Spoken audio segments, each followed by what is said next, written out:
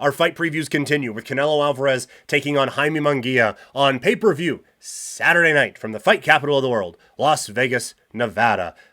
This is the main event bout. It is Canelo Alvarez, at 33 years old, born in Guadalajara, Mexico, coming into the ring with a ridiculous 62-2 career record with 30 wins by knockout. His last fight, a unanimous decision win over Jermell Charlo, September 30th, 2023. It is 3 straight wins, all by decision. He is the current reigning, defending WBA, WBC, IBF, WBO, Ring Magazine, super middleweight champion of the world.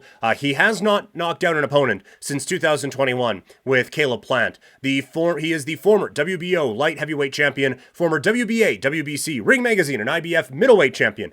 WBO, WBC, WBA, Ring Magazine, light middleweight champion. He's been a pro since 2005. If you're doing the math, yes, he was 15 years old at that point, and he wasted no time. We did a legacy look on him yesterday, and this was insane.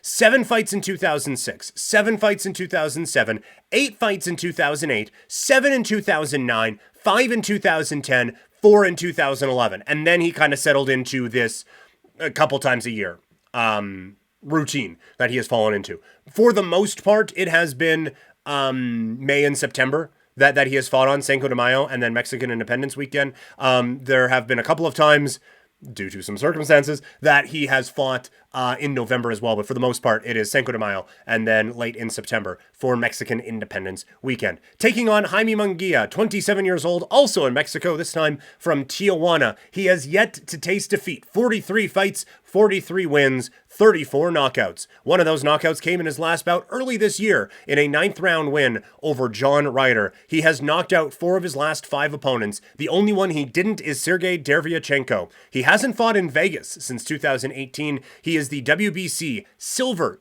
super middleweight champion, former WBO intercontinental middleweight champion, and the former WBO light middleweight champion. He is a pro since 2013. This is going to be such an interesting fight because I think Munguia wants this to be a high-pressure, high-volume, wild fight. And Canelo Alvarez hasn't been in one of those in a really, really long time. And so if Munguia can dictate the pace, he has a real chance. And more importantly, if Munguia can dictate the distance, he has a chance. He is a longer fighter. And so if he is able to keep Canelo at range and keep that volume up and not let Canelo get inside, then I think Munguia has a really good chance of winning this fight. I just don't think he's going to be able to do it. I think Canelo, with him being so smart and one of the best ever at setting his punches up, I think, we're going to see a lot of countering from Canelo. And that has been where some of his fights have kind of fallen into that lull, is when he is waiting to counter. There's going to be no waiting against Munguia. Munguia is going to be foot on the gas pedal and let's go. And I think that's going to open him up to a few countering opportunities, and that's going to allow Canelo to get inside. Punch coming here from Munguia, Canelo can slip, get that first shot, and that allows him to carry himself inside and do the work that he wants to do. Munguia is really good and genuinely one of my favorite fighters to watch. Canelo has moved his way up as one of my favorite fighters just ever. With how he is able to set punches up, the power that he is able to throw while still keeping up a decent amount of volume when the time comes for that. Now, that killer instinct has not been there in a while. Like we said, he hasn't knocked an opponent out since 2021. I would be surprised if that came in this bout as well.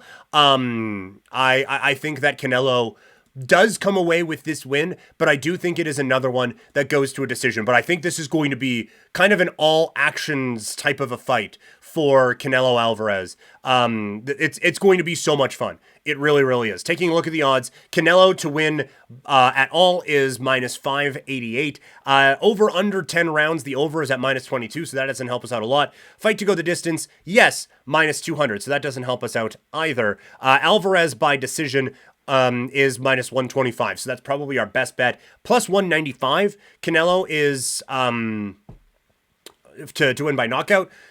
Might be worth it just because the guy hits so fucking hard. If you are thinking Munguia, you can just go plus 387 just for the win. Going over the resume, if you listen to the Legacy Look or watch that video, judges tend to favor Canelo Alvarez out in Vegas. We'll just say that.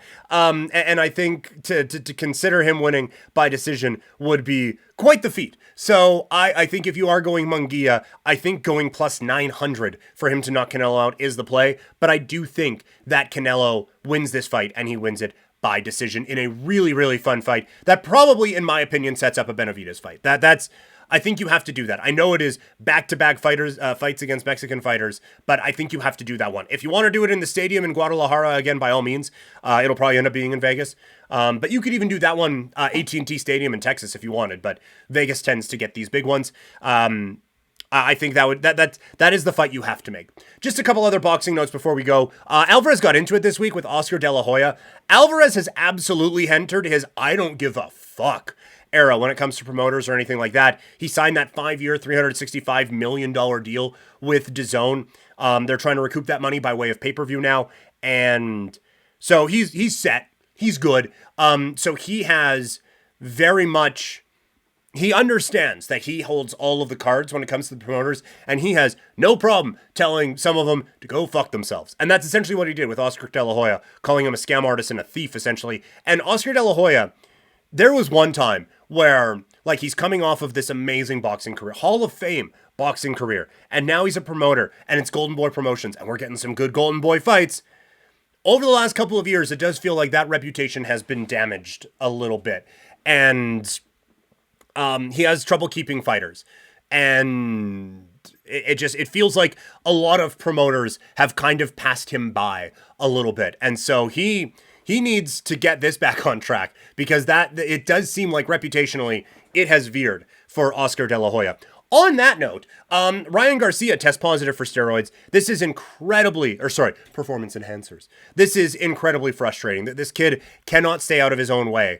Everyone claiming, oh yeah, crazy like a fox after the win over Devin Haney last weekend. And I had said, like, all of his antics and then coming in overweight. It's like, if you're not taking this seriously, I'm not taking it seriously. I'm not buying the pay-per-view. I'm not buying another pay-per-view this kid's on. Unless we get, like, some drastic changes from how he has been presented. And people saying, like, oh, this is just going to make the rematch that much bigger. Well, I hope it makes it bigger on DAZN for free.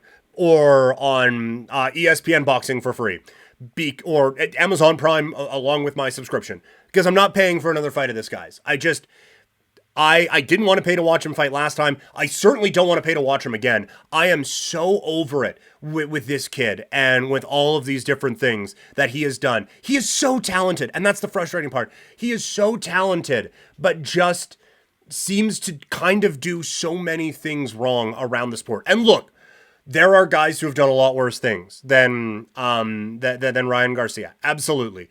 And I've obviously given Canelo a second chance for the positive test that he had back in 2017. So, like, there is road to redemption for sure. But as of right now, I'm over it with this kid.